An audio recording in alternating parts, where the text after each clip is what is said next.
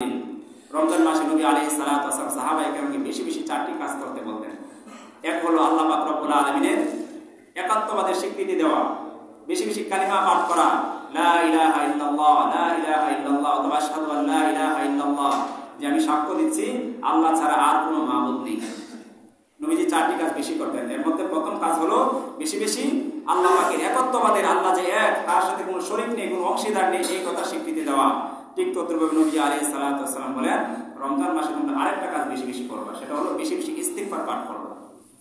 কারণ নবীজি বলেন যে আমার তো জীবনের সমস্ত গুনাহ আল্লাহ মাফ করে দিয়েছেন, তারপরে দৈনিক আমি 70 থেকে 100 বার পর্যন্ত ইস্তিগফার পাঠ করি। এরা হাজির, নবীজি ইস্তিগফার পাঠ করার মাধ্যমে উম্মতকে শিক্ষা দিয়েছেন যে তোমরা বেশি বেশি ইস্তিগফার পাঠ করবে। কারণ ইস্তিগফার পাঠ করলে এক হাদিসের মধ্যে এসেছে, মান লাজিমাল ইস্তিগফার জাআলাল্লাহু মিন কুল্লি দিকিন মাখরাজা ওয়া মিন কুল্লি হাম্মিন ফারাজা ওয়া মিন ওয়ায়ারযুকুহু মিন হাইসু লা ইয়াহতাসিব।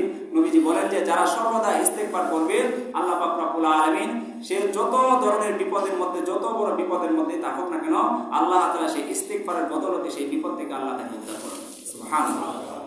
ওয়া মিন কুল্লি দিকিন মাখরাজা, এবং সমস্ত প্রকার পেরেশানি আল্লাহ পাক রব্বুল আলামিন তার উপর থেকে সরিয়ে দিবেন। ওয়ায়ারযুকুহু মিন হাইসু লা ইয়াহতাসিব, যে ব্যক্তি সর্বদা ইস্তিগফারের সাথে লেগে থাকবে, তার রিজিকের ব্যবস্থা আল্লাহ তাআলা এরকম জায়গা থেকে করবেন যে সে কল্পনাও করতে পারবে না। তাহলে মোহতারাম হাজির, রমজানে বেশি বেশি চার কাজের দ্বিতীয় কাজ হলো আল্লাহ পাকের কাছে বেশি বেশি ইস্তিগফার করা। কারণ হাদিসের মধ্যে এসেছে, যারা বেশি বেশি ইস্তিগফার করে তাদের গুনাহকে কর্তন করে নেকির পাল্লা ভারী দূর করে দেওয়া হয়। আর যার গুনাহ নেই, তার দারাজা, তার মর্যাদা আল্লাহ তাআলা আরো বুলন্দ করে দেন, আরো বাড়িয়ে দেন। সুবহানাল্লাহ। এই ছিল দুই কাজ। নবীজি আরো দুইটি কাজ করতেন চার কাজের। তৃতীয় নাম্বার কাজ হলো আল্লাহ পাকের কাছে উনি জান্নাত চাইতেন।